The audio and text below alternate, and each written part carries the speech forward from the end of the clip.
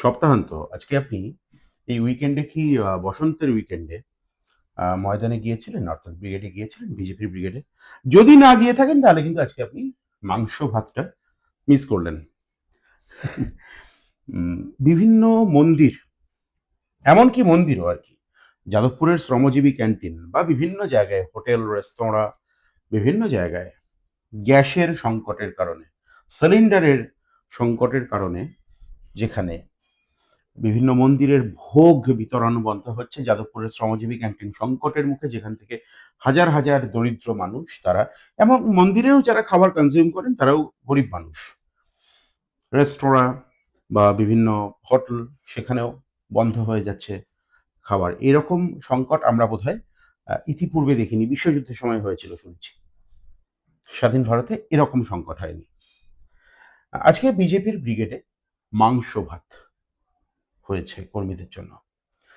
না, কর্মীরা মাংস ভাত খাবেন তাতে আমার কোনো আপত্তি নেই, কিন্তু আমার যেটা বক্তব্য যে একটি রাজনৈতিক দল, শাসক দল এবং ভারতের সদস্য সংখ্যার দিক থেকে মিসড কল দিয়েই হোক বা যেভাবেই হোক সর্ববৃহৎ রাজনৈতিক দল, তাদের কি মানুষের প্রতি এই দায়বদ্ধতাটুকু থাকা উচিত না? আমরা কথা বলবো অংশুমান করের সঙ্গে, এই সময়ের একটা বিশিষ্ট কবি, শক্তিশালী কবি এবং রাজনৈতিক বিশ্লেষক। অংশুদা, কিভাবে দেখছো আজকে আজকে কি বার্তা পেলে?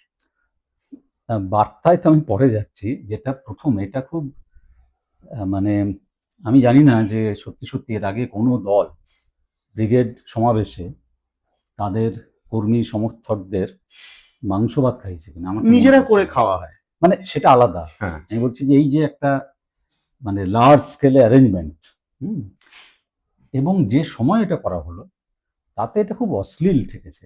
মানে গত দুদিন ধরে যদি আমরা সংবাদ মাধ্যমে চোখ রাখি নানা ধরনের, তাহলে দেখবো যে তুই যে কথাগুলো বলছিলিস যে এটা গোটা ভারতবর্ষ জুড়ে এই ক্রাইসিস এবং পশ্চিমবঙ্গে ওই ক্রাইসিস।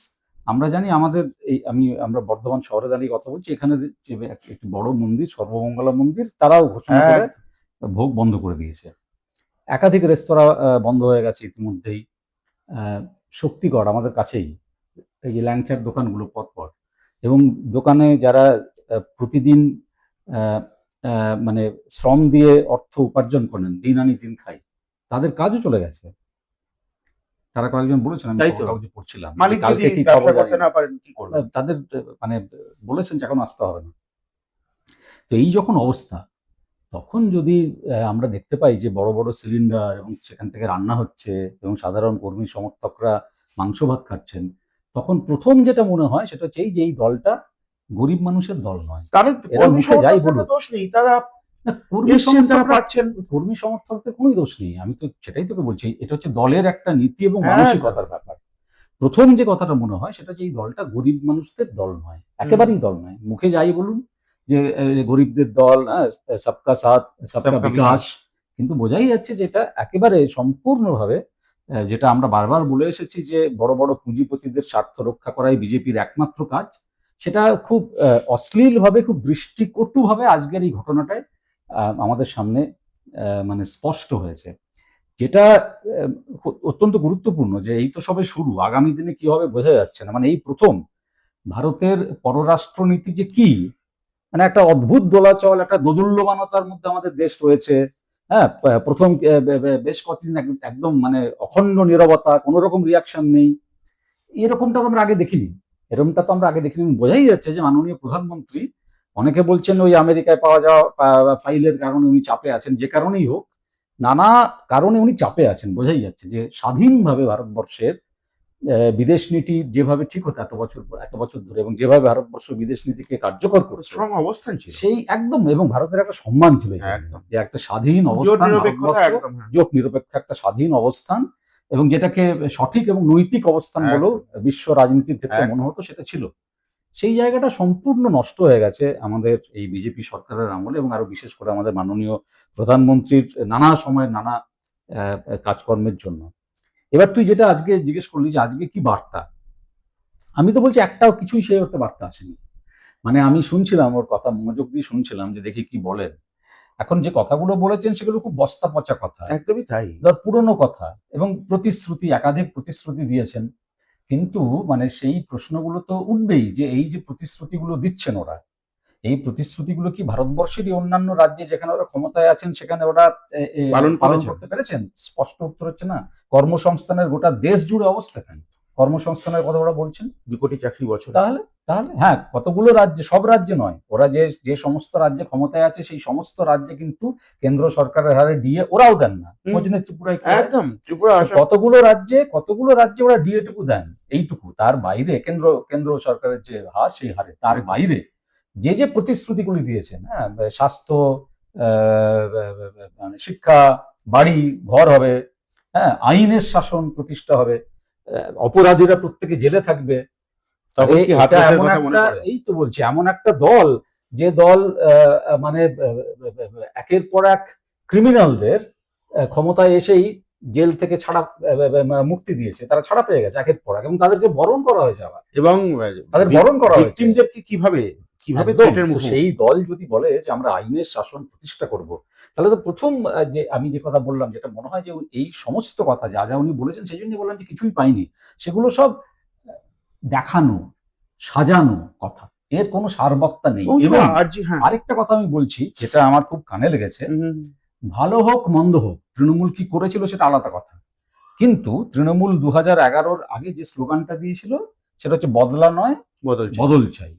কি করেছিল সেটা আমরা জানি। উনি আজকে স্লোগান দিচ্ছেন যে আহ, সবাইকে বুঝে নেওয়া হবে, সবকা সাথ সবকা বিকাশ হবে, আর সবাইকে বুঝে নেওয়া হবে। একজন প্রধানমন্ত্রী, উনি কিন্তু কেবলমাত্র বিজেপির নন। একদম। উনি প্রধানমন্ত্রী, আজকে তো সেই প্রোটোকল মেনেই উনি এসেছেন গেছেন, তার নিরাপত্তা থেকে শুরু করে সমস্ত একদম। কিছুর দায়িত্ব তো রাষ্ট্র নিয়েছে। তো একজন রাষ্ট্রপ্রধান কি এই কথা বলতে পারেন? এই কথা বলতে পারেন? মানে তৃণমূল বলেছিল বদলা নয় বদল চাই, বলে কি করেছিল আমরা দেখেছি। আর এরা যদি আগে থেকেই বলতে থাকে যে হিসেব বুঝে নেবো, সবার হিসেব বুঝে নেবো, তুমি অবাক তাহলে হচ্ছ কি দেখে আমি করবে? অবাক হচ্ছি, তুমি অবাক হচ্ছ দেখে আমি না, অবাক হচ্ছি, কারণ গুজরাট আমরা একদিকে ভুলে অবাক গেছি। হচ্ছি না। ত্রিপুরাতে কি করেছিল ত্রিপুরা ক্ষমতায় আসার পর? গুজরাট একদম ত্রিপুরা। ঘরের কাছে। কাজে সেটাই আমি বলছি, যে কারণে মানে একদিকে হচ্ছে অসাড় প্রতিশ্রুতি, যেগুলোর একটাকেও আমি মানে সত্যি সত্যি গুরুত্ব দিতে রাজি নই। কেননা বিজেপি শাসিত অন্য রাজ্যগুলোতে আমি প্রায় একদম। যাই, এবং আজকেও সেখানে যাবে। যাওয়ার, আজকেও যাবো, আজকে রাত্রে ট্রেনে একটি জায়গায় যাব এটি বক্তৃতা করতে। তো আমার যা অভিজ্ঞতা, সেই অভিজ্ঞতা থেকে আমি বলছি যে এইগুলো সমস্ত আসলে ওই সাজানো প্রতিশ্রুতি। আসল রূপটা বরং বেরিয়ে এসেছে অনেকটা, যে যখন উনি প্রায় হুমকি দিচ্ছেন যে সবার হিসেব বুঝে নেওয়া হবে। একজন রাষ্ট্রপ্রধান, দেশের প্রধানমন্ত্রী এই কথা বলতে পারেন না। তুমি আজকে ওড়িশায় যাবে, ওড়িশার ঘটনা আমরা শুনতে পাই বন্ধু বান্ধবদের কাছ থেকে, বা আমার পরিবারও ওড়িশায় মাঝে মধ্যেই, পুরীতে অনেকেই যাতায়াত করেন। পুরীর সি বিচের মানে বা পুরী শহরের নিরাপত্তার চিত্রটা একেবারে বদলে গিয়েছে। আমরা যে পুরীকে মানে আজন্ম দেখে আসি, সেই পুরী আর নেই। মানে মানে সি বিচে ধর্ষণ হবে, মহিলাদের শ্লীলতাহানি হবে, তো ভাবা যায় না। না, আসলে ওই যে বললাম, আইনের শাসনের কথা যখন উনি বলছেন, যখন বলছেন যে অপরাধীদের আমরা জেলে ঢোকাবো, তখন তো এই প্রশ্নগুলি। এবং এটা দেখ, পরিষ্কার কথা হচ্ছে, বিজেপি যেখানে যেখানে ক্ষমতায় এসেছে, এই দলটা এমন একটা দল, এই দলটা দুটো অংশের মানে মানুষকে সব সময় তুষ্ট করে চলে বা তাদের সঙ্গে রাখে। একটা হচ্ছে কোটিপতি যারা, হুম, হুম। ওই আদানি আম্বানির মতো সেই লোক, সংখ্যা সেটা তো খুব আমরা কম। সবাই জানি সংখ্যাটা কম। আর দ্বিতীয় হচ্ছে এই যাদেরকে আমরা বলি হুলিগান, যাদেরকে আমরা বলি মাস্তান। হিন্দুরাও তো খুব মানে নিশ্চিন্ত নেই। একেবারেই নয়। যখন একটি মেয়েকে ধর্ষণ করে কেউ, একদম। তখন কি দেখে যে সেই মেয়েটি হিন্দু নাকি মুসলিম? এবং শুধু আজকে নিরাপত্তার প্রশ্ন যদি ওঠে। একটা প্রশ্ন, আরেকটা কথা আরেকদিন প্লিজ। তোর চ্যানেলে বলেছিলাম, সেটা হচ্ছে আমার এই মানে অভিজ্ঞতা থেকে আমি জানি যে যারা অনেকে বলছেন, এরকম একটা কথা শোনা যাচ্ছে যে আরে বিজেপি একবার এলে খারাপ কি হয়, একবার দেখাই যাক না। হ্যাঁ, অনেকেই বলছেন। বলছেন মাঝে মাঝে আর শোনা কি যাচ্ছে, খারাপ হবে? আর কি খারাপ হবে সেই বলছেন। তারা বোধহয় ভাবতে পারছেন না আর কি খারাপ হতে পারে। আমি যে পেশায় আছি, শিক্ষকতার পেশা, এবং সামান্য লেখালেখি করি। অবশ্যই সামান্য কাজ। তো এবার আমাদের মতো যারা অন্য রাজ্যের, আমার বন্ধু বান্ধব আছেন, অধ্যাপনায় আছেন, তারা মাঝে মাঝে আমাকে জিজ্ঞেস করেন, যখন আমার লেখাপত্র বেরোয় সর্বভারতীয় সংবাদপত্র, যে তুমি এগুলো করছো কি করে, অনুমতি পাচ্ছ কি করে? মানে বিজেপি শাসন ক্ষমতায় থাকলে অন্য সবকিছু তো পরের বিষয়। একটা কথা ঠিক, যে আমাদের বাক স্বাধীনতা এখনো যেটুকু পর্যন্ত আমাদের রাজ্যে আছে, এই যে তুই আমি কথা বলছি দাঁড়িয়ে এখানে, মারা যাচ্ছে না, মারা যাচ্ছে না, খুন করা হচ্ছে না, সেই বাক স্বাধীনতা আদৌ থাকবে? তো এই প্রশ্নটা আমি করছি। সরকারি চাকুরে যারা, তারা তো কথা বলতেই পারবেন না। আমাদের মতো যারা আমরা সরকার থেকে মাইনে পাই, একটা কিছু লিখলে হয়তো পরের দিন আমাকে সাসপেন্ড করে দেয়। একদম without being sympathetic two Trinamool Congress, মানে মানে একটু সেটা একেবারে আমি হচ্ছি না, একেবারেই কিন্তু আমি বিজেপি বলছি না। ভয়ঙ্কর, মানে একেবারে আমি বলছি না, কিন্তু ওই যে তুই যে কথাটা আমি যে কথাটা বললাম যে অনেকে তো মাঝে মাঝে এরকম বলছেন তাই তো। আর কি খারাপ হবে, তাই তো। আরো কি খারাপ হতে পারে সেটা বোধহয় আমরা আন্দাজ করতে পারছি না অনেক আচ্ছা সময়। অংশুদা, একটা কথা আমার তার আগে আমি একটা অন্য প্রশ্ন আসবো যেটা আমাকে খুব ভাবিয়েছে আজকে।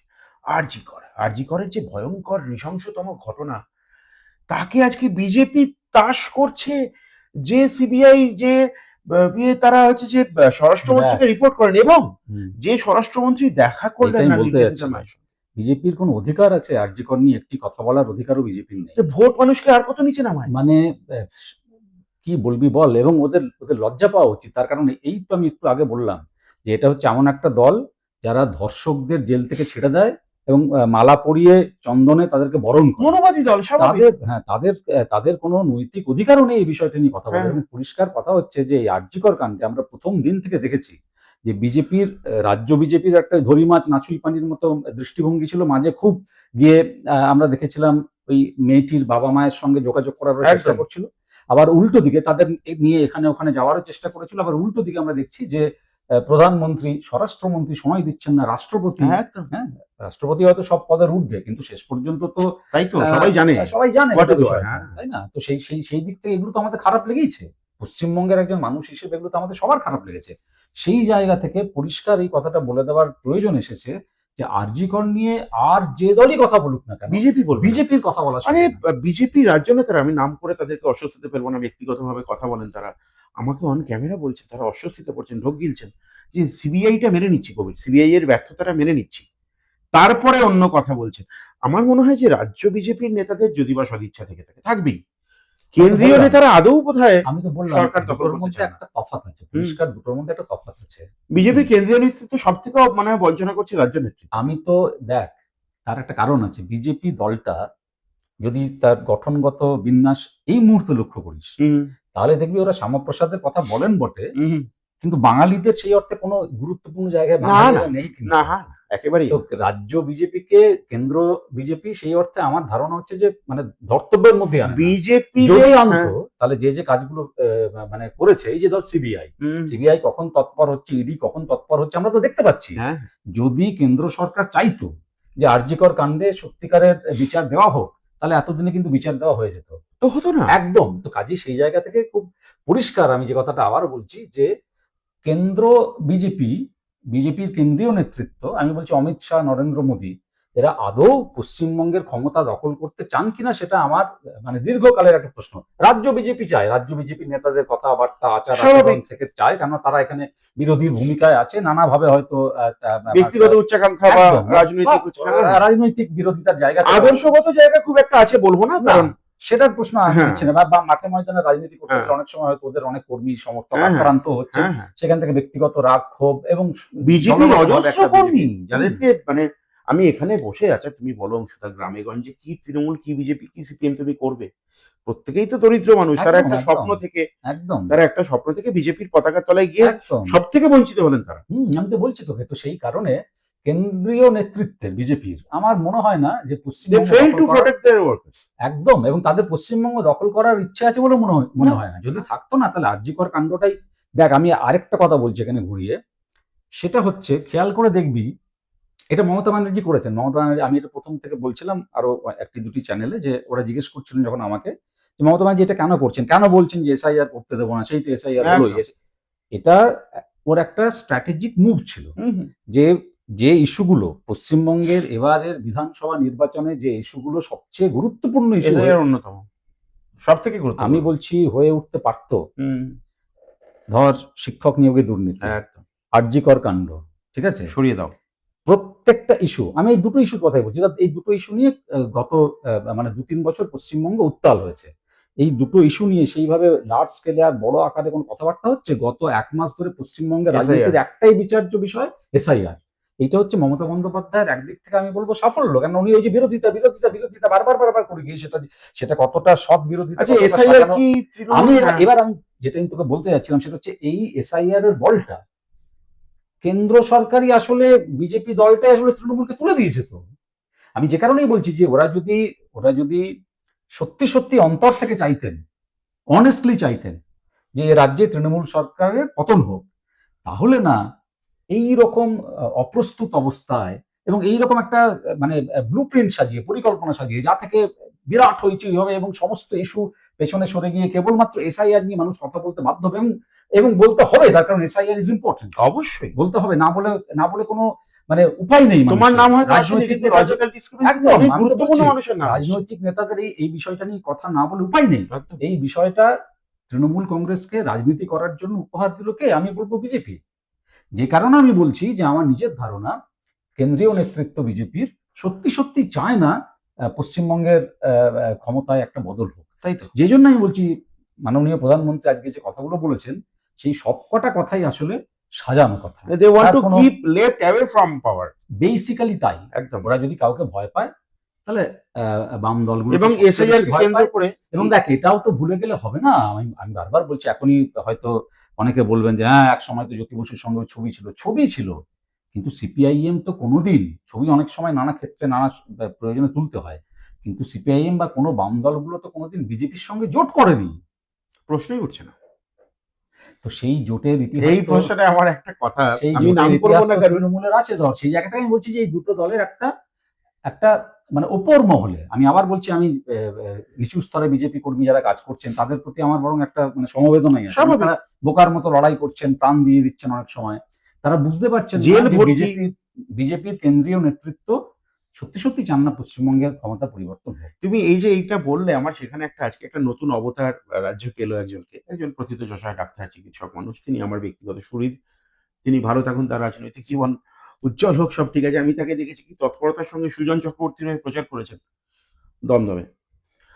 তো আমার একটা প্রশ্ন, তিনি সিপিআইএম এর দূর দূরান্তের কোনো সদস্য কোনোদিন ছিলেন না, প্রশ্নই উঠছে না। আমার প্রশ্নটা অংশটা অন্য জায়গায়, যে দল পরিবর্তন করার আগে বা বিজেপি বা তৃণমূল এই ধরনের দলগুলো সিপিআইএম এর নেতা বা কর্মী তো ছেড়ে দাও, সদস্যই নয়, হয়তো কখনো প্রকাশ্যে মুখ খুলেছেন সিপিআইএম এর হয়ে, তাদেরকে অন্তর্ভুক্ত করার জন্য এত লালায়িত ওই যে সততা, একটাই জায়গা যে এই মানুষগুলো ক্লিন ইমেজ। ক্লিন ইমেজ, এবং সেইটাকে ওরা সর্বতভাবে ব্যবহার করতে চাইছেন। এবং আমি তোকে একটা কথা বলছি, বলে হয়তো আমাদের আজকের কথাবার্তা থামাতেও হবে।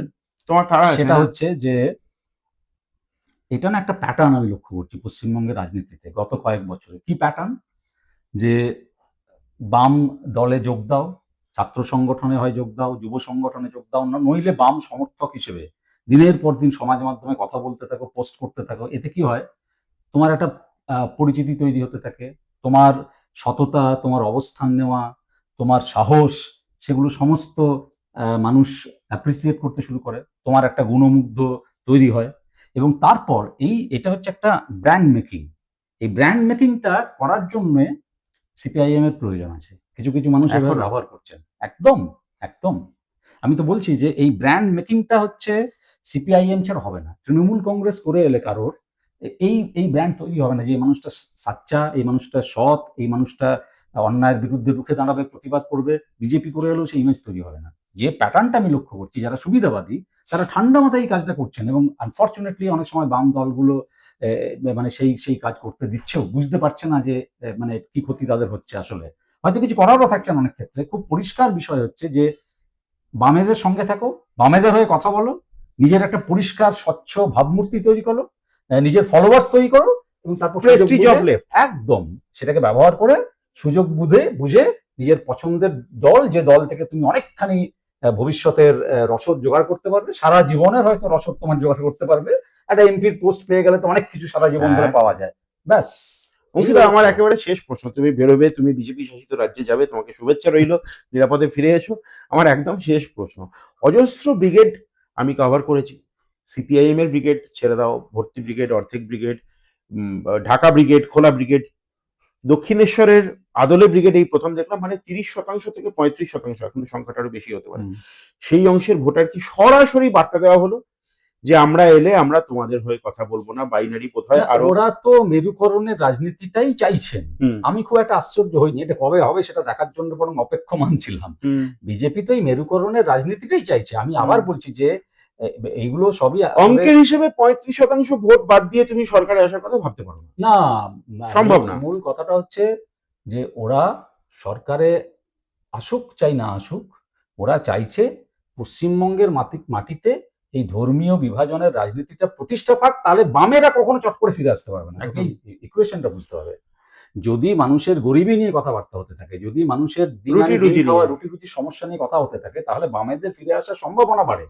ওদের মূল লক্ষ্য হচ্ছে যে এই ধর্মভিত্তিক রাজনীতিকে পশ্চিমবঙ্গ, আমরা ক্ষমতায় আসি চাই না আসি সেটা একেবারে গৌণ ব্যাপার, এবং আমি বারবার বলছি আমার তো মনে হয় যে কেন্দ্রীয় নেতৃত্ব চান না আমার পশ্চিমবঙ্গের রাজনীতির ক্ষমতা জমিটা বদল হোক। তৈরি থাক। রাজনীতির জমিটা তৈরি থাক, যাতে করে বামেরা ক্ষমতায় না আসে কিছুতেই।